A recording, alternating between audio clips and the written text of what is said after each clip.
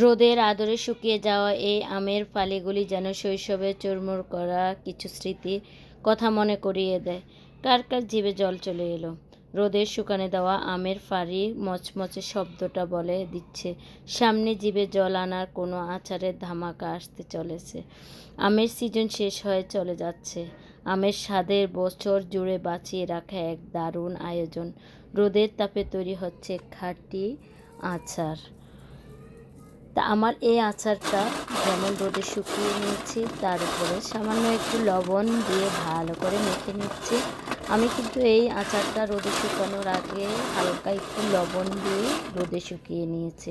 তা না হলে একটা রোদেই একদিনের রোদে কিন্তু এ আম শুকায় না, 2 দিন রোদ লাগে।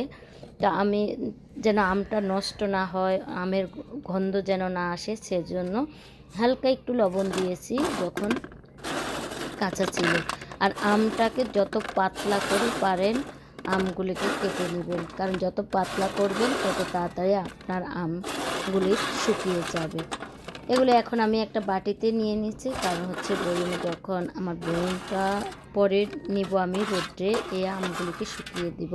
যখন রোদ্রে শুকাবো তখন তেলটা উপর হয়ে উঠবে, তখন বয়ম থেকে তেলগুলি পড়ে যেতে চায়, বা কাঁচের বয়মে রাখবো যখন হয়তো ভেঙে যেতে পারে, সেজন্য আমি প্লাস্টিকের বাটিতে আগে নিয়েছি।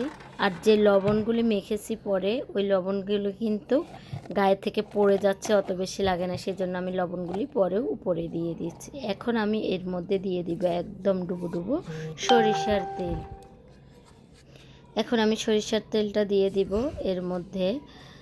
তো আপনারা আপনাদের মতো করে দিবেন। অনেকে আচারে মশলা, পাঁচফোড়ন, এখানে আমি কিছুই দিব না।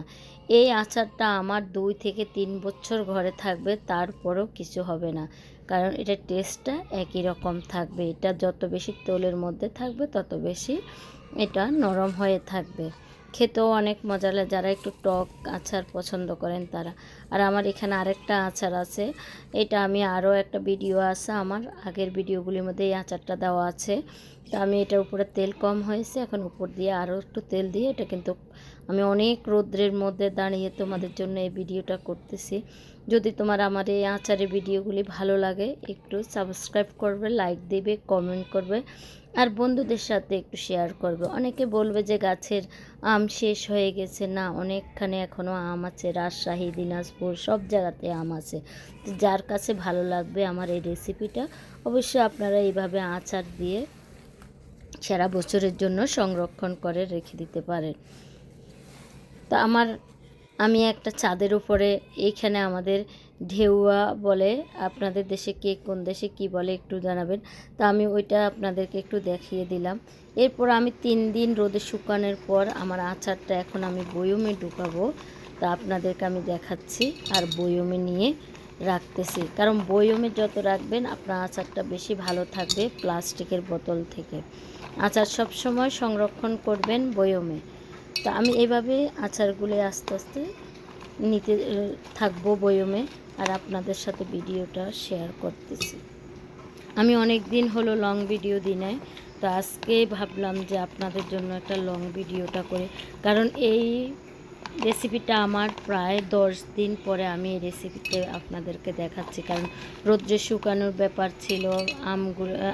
এই বাটিতে আমি 3 দিন রোদ্রে শুকিয়েছি, এখন আমি বয়মে নিচ্ছি। এখানে কোনো কিছুই দিতে হবে না আপনাকে, শুধু সরিষার তেল আর লবণ, আম, এই 3টা উপকরণ দিয়ে আজকের আচারটা আমার। দেখেন পুরো বয়মে আমি সবগুলি আম নিয়ে নিয়েছি। এখন আমি এর মধ্যে পুরো বয়মটায় তোল দিয়ে দিব। তা আপনারা দেখতে থাকুন আমি কিভাবে তোলগুলি পড়তেছে। এই আচারটা দিয়ে যখন একটু পেঁয়াজ দিয়ে কষলিয়ে একটা আচার তৈরি করবেন, খেতে অনেক ভালো লাগবে। বা আপনি গরুর মাংস রান্না করতেছেন, ওখানে একটু টক টক ভাব লাগবে, তাহলে আপনি এখান থেকে 5-6 টুকরা আচার দিয়ে দিবেন, দেখবেন খুব ভালো লাগে, খুবই মজা লাগে মাংসের মধ্যে আচার দিয়ে রান্না করতে। যেখানে যাবেন আচার দেখলে জিভে জল চলে আসে সবারই, ছেলে বলেন মেয়ে বলেন। তা আমার এই আচারের রেসিপিটা আপনি যখন তৈরি করবেন পুরো ভিডিওটা দেখে তারপর আচার রেসিপিটা তৈরি করবেন। আর আমার ভিডিওটা যদি রেসিপিটা যদি ভালো লাগে তাহলে বন্ধুদের মাঝে শেয়ার করে দিবেন।